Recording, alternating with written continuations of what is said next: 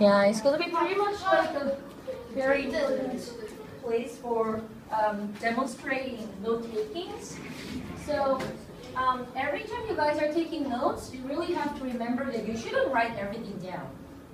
But it's really hard to keep track of like right and important ideas in note-taking because the lecturer is speaking too fast, and you really have to speculate what information is more important, right? So this one is in the social studies classes, kind of related to world history and some sort of like politicism as well. So let's just start.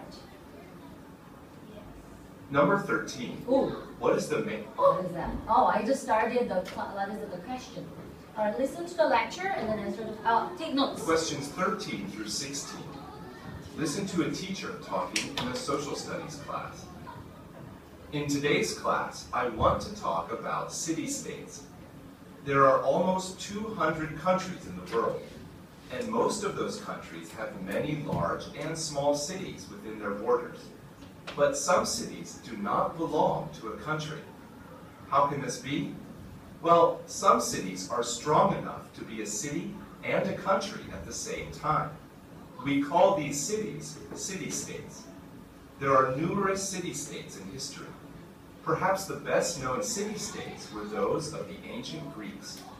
The ancient Greeks all spoke the same language, but their cities were very different. For example, the city of Sparta was a city of great warriors. The city of Athens, on the other hand, was a city of philosophers and politicians. These two city-states didn't want to be part of the same country. Fortunately, they were each strong enough to be their own countries. So, they became separate city-states.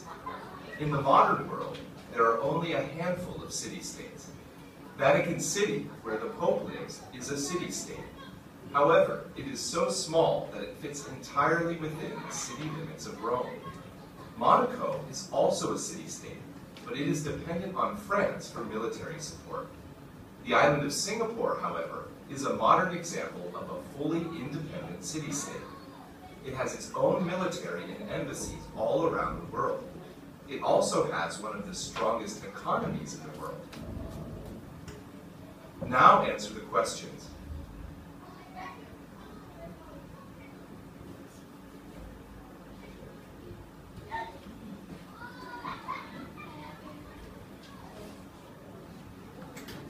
Alright, so let's go over the whole passage together. Everybody, what was the main topic of the conversation, of the lecture? City-state. Great, because of the city-states, so what is the meaning of the city-state? What is the definition of the city-states? Yeah, it doesn't belong to a country, so it is a city plus country at the same time. So this lecture try to deal with this passage is a two different parts. So the first one is ancient city-states, and the second one is modern city-states, right? And there is the only, one and only, independent city-states that is similar to a country. So in ancient Greece, right, what were the two city-states? Sparta and then Athens. And then they are using the same language, but what about their characteristics? What is the Sparta city-states? They are military city-states. And what about Athens? They are for academics and politicians, right? And then, in the modern world, what are the examples of the city-states? Vatican City, Vatican City, and Monaco, and the last one is Singapore. So why these two countries cannot be the fully independent city-states? Do they have too small, and do they have military? No. So which one is too small? Yeah, Vatican City is too small. What about Monaco? Do they have military? However, when it comes to Singapore, this has enough size as well as defense. They have soldiers, right?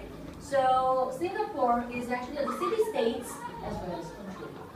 You understand? So let's take a look at questions again. So this. Number 13. So main talk. What will be the right answer? City-states of past and present. Because from here, ancient Greece, it will be the answer number 13. Is that right? 13. Oh, yeah. And this one is modern one. It's also about 13. So this is about main idea. And number 14. Why does the teacher mention Sparta and Athens?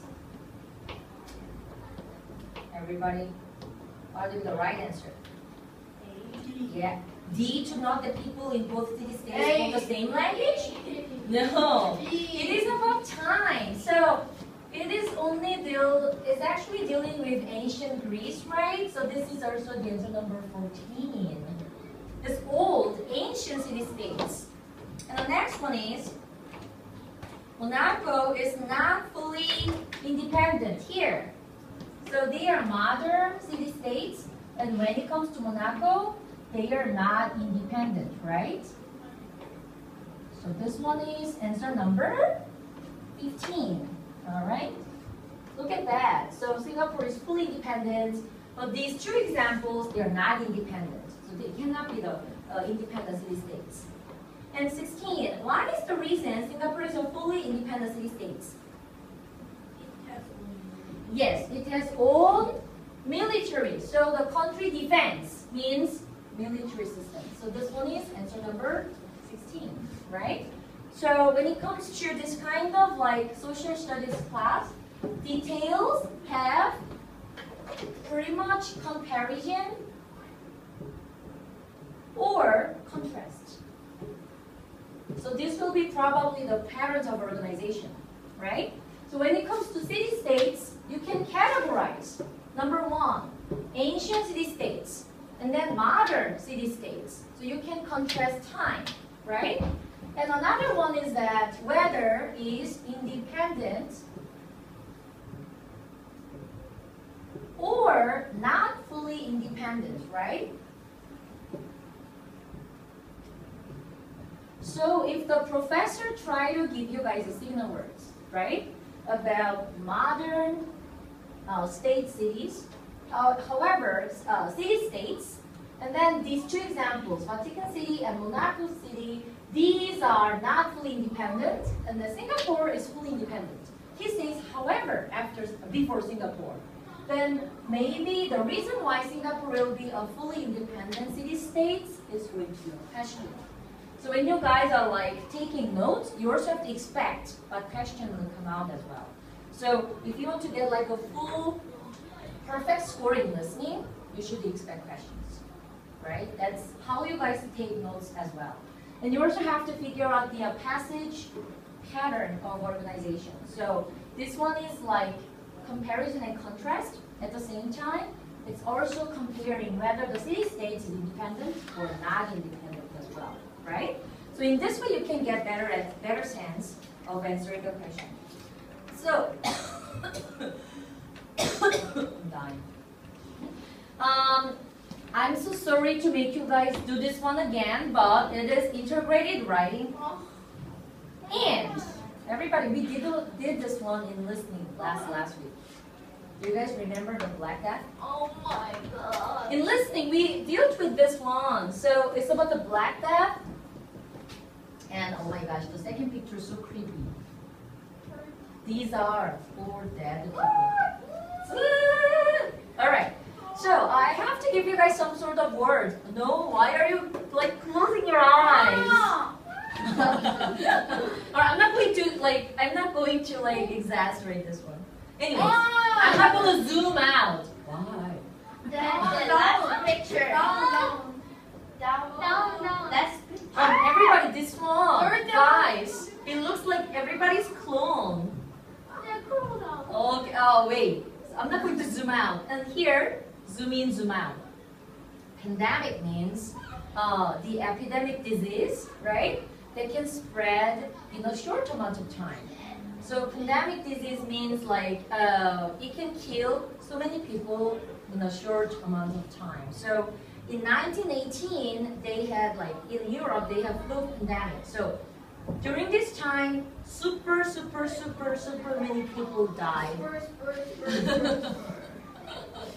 I can't say anything. All right, and next one is, yeah, so right now, this is like pretty much like present. Okay, don't say that. So this is about HIV and AIDS. It's also pandemic. After like 1970s or 1960s, this one was first figured out by American doctors. But the cause of this disease was pretty much so, it's not sad, it's like surprising. In some sort of African tribes, they kind of had, what is that? Ooh. Because first, this disease was found in gorillas or apes. It's like from the chimpanzees, gorillas, orangutans, or those kind of animals. So people didn't have that before. And for some sort of reasons, there's like some sort of native tribes. They had a relationship with the animals and people together. And then that's why after that, like people were kind of like transferred to this kind of disease as well. So the word, you actually have to remember the full meaning of AIDS as well.